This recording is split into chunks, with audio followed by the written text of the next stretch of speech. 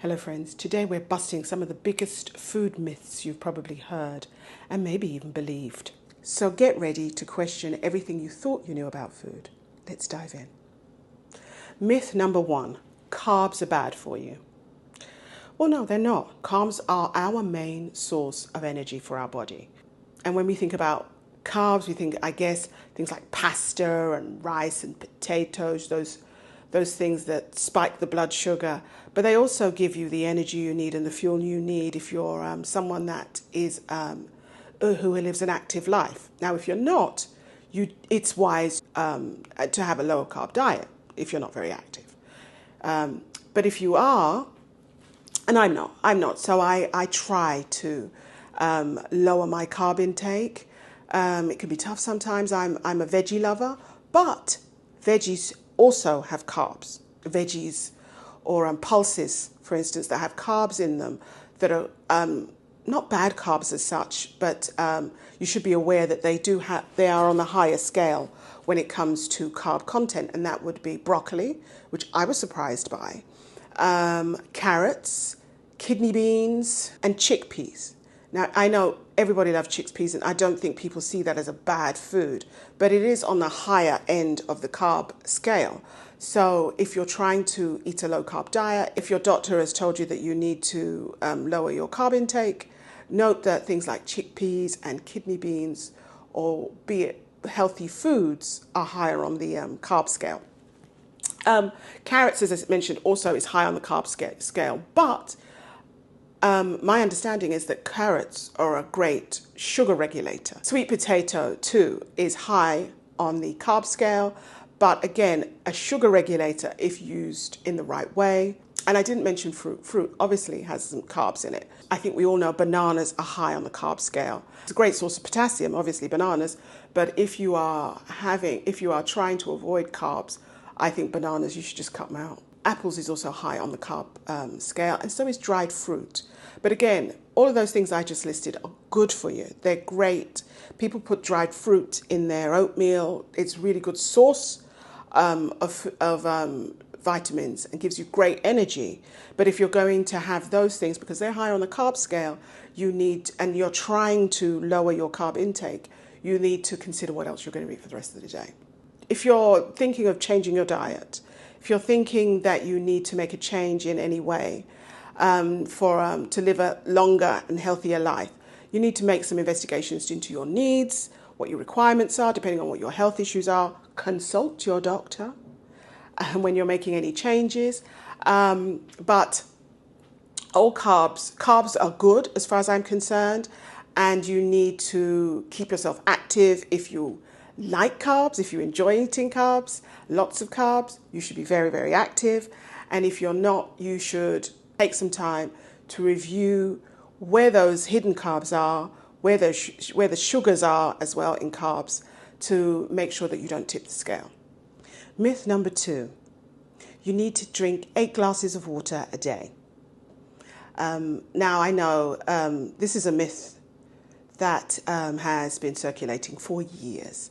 You know, everyone's walking around with these big bottles of water, and in fact, I have mine here. I'm trying to lead by example, and I have my water canteen here. Nice cold water. I try to drink as much water as I can, but I think the obsession about 8 glasses is making people nuts. And that's not true. It is not true. It really truly depends on your body, the size of your body, what you eat, the weather outside.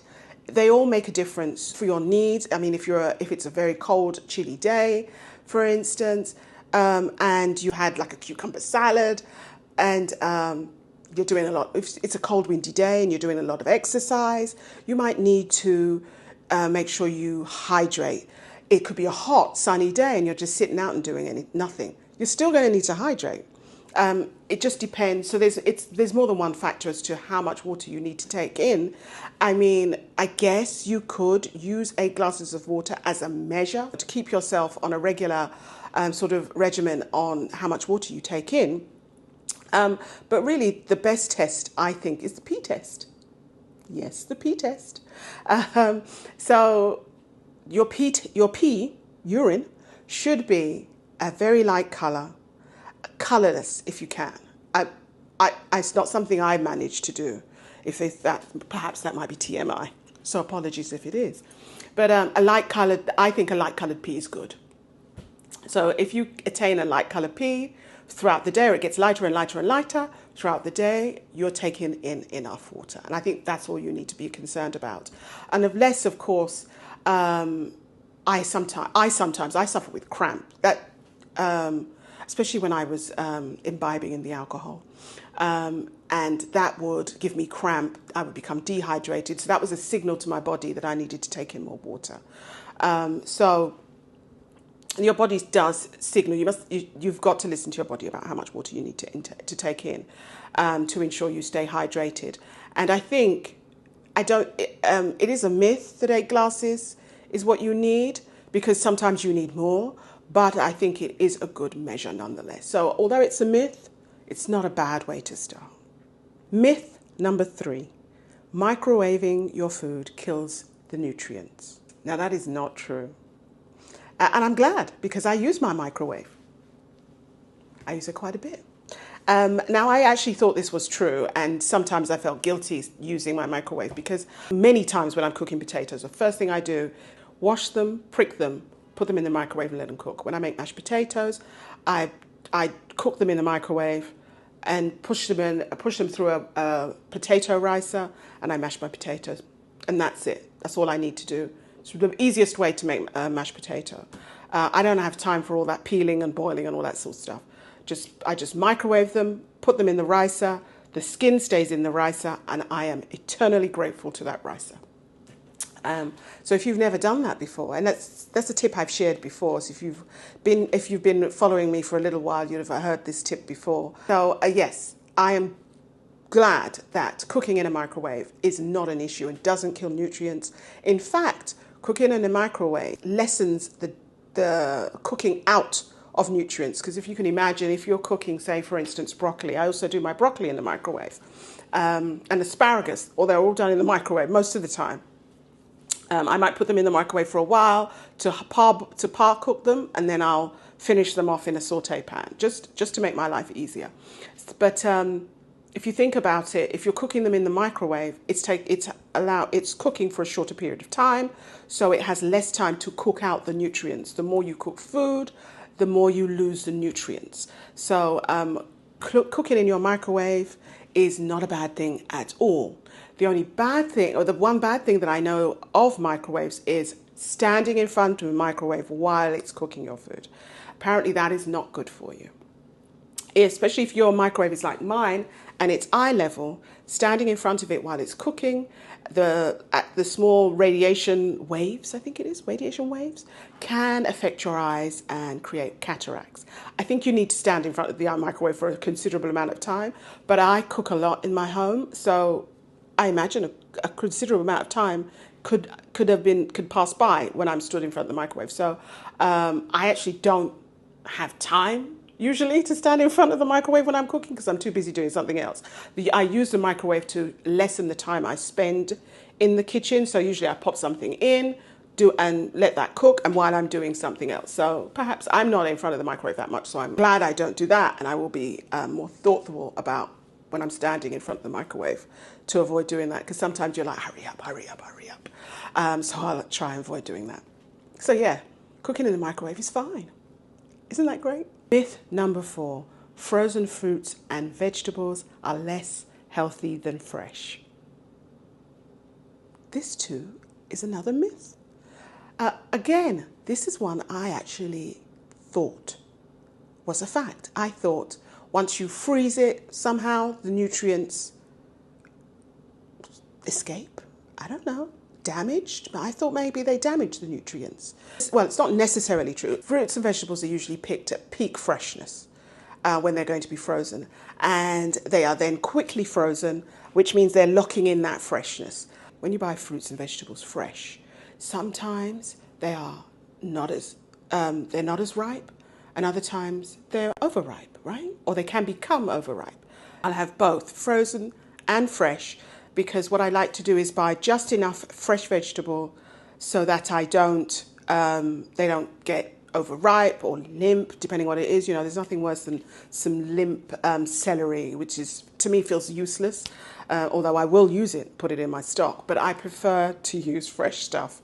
And then I will then rely on whatever I have that's frozen if I run out, so that I don't waste any food. I did another video on food waste, how to avoid food waste, if you're interested in just looking my library of my small library of videos available and see what you think of it. But yes, using frozen fruit and vegetables will not negate the amount of nutrition you are able to enjoy. So that's good to know.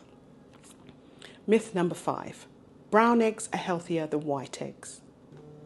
Now this one surprised me. Let me tell you. This one really surprised me, because I've always believed the brown eggs are healthier than white, and they're not. Apparently, the difference is the flipping hen. The hen is the reason for the different colour. Now, I didn't know that.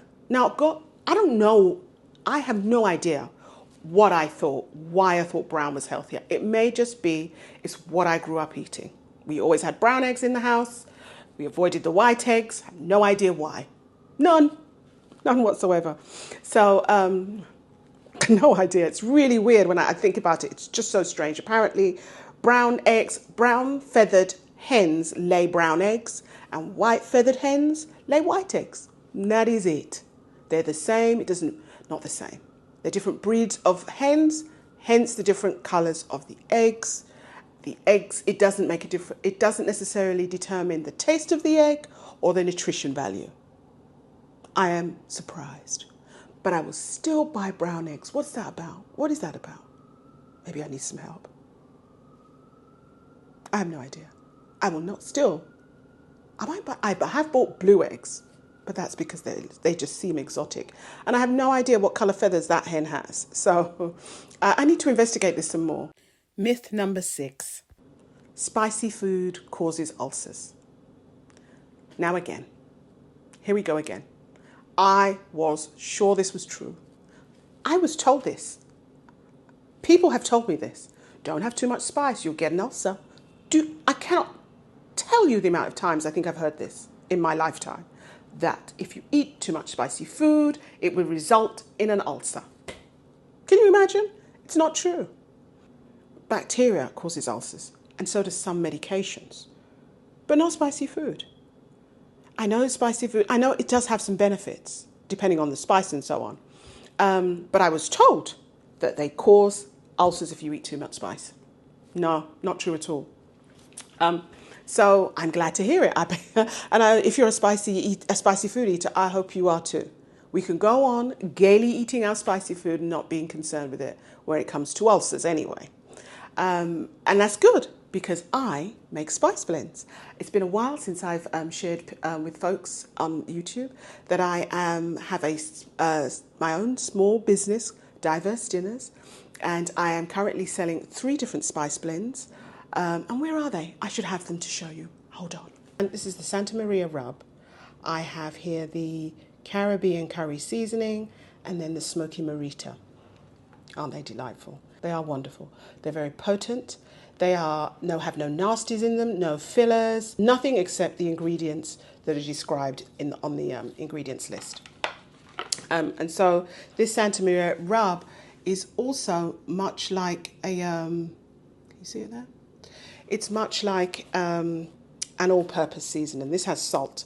It's salt-based, and it's great for grilling meats. It's really good on meats that go in on the grill. Just provides an all-round flavour, and it's lovely. The Caribbean seasoning is, as it says, it's a Caribbean seasoning, Caribbean curry seasoning. You can use a generous amount of this, and it will serve as a base for your curry. Will create a lovely curry flavour, and it has Scotch bonnet flakes in it, which will give it that authentic Caribbean flavour. Or you can use a very small amount, and it will lace your dish with a Caribbean essence, so to speak. This is a very, very potent, very nice seasoning. And then the last one is my smoky marita seasoning, which seems to be the favourite so far. It is smoky, obviously, as it says in the name. The smokiness comes from chipotle pepper, so it has a tiny bit of spice, but mostly flavor, mostly smoky flavor that we're getting from that chipotle peppers and some other flavors, paprika as well, and it's lovely. This is good. You can put this on practically any food you want to give it that flavors, and it can also go on things like snacks, like popcorn and nuts and stuff. So this is a really versatile seasoning, and it's apparently the favorite so far. You can get all of these on my spices on diversedinners.com, and I'll pop a link down below. And there you have it, 6 food myths busted. I was in doing this research, I was surprised by quite a few. It's strange how myths can become your reality. So I'm glad I was able to share them with you today, and I hope some of them did surprise you. And let me know, you may have known about all of these myths, but of course, some people may know a lot more than me. But if you were surprised by some, let me know in the comments. I'd really love to know which one surprised you, or if you had some other ones, some other myths that you know of that people are walking around speaking as fact. Anyway, if you enjoyed my content today, please do come back. But before you go, give me a thumbs up on the like button. I'd be so grateful. And until I see you again, eat well. Take care. Bye-bye.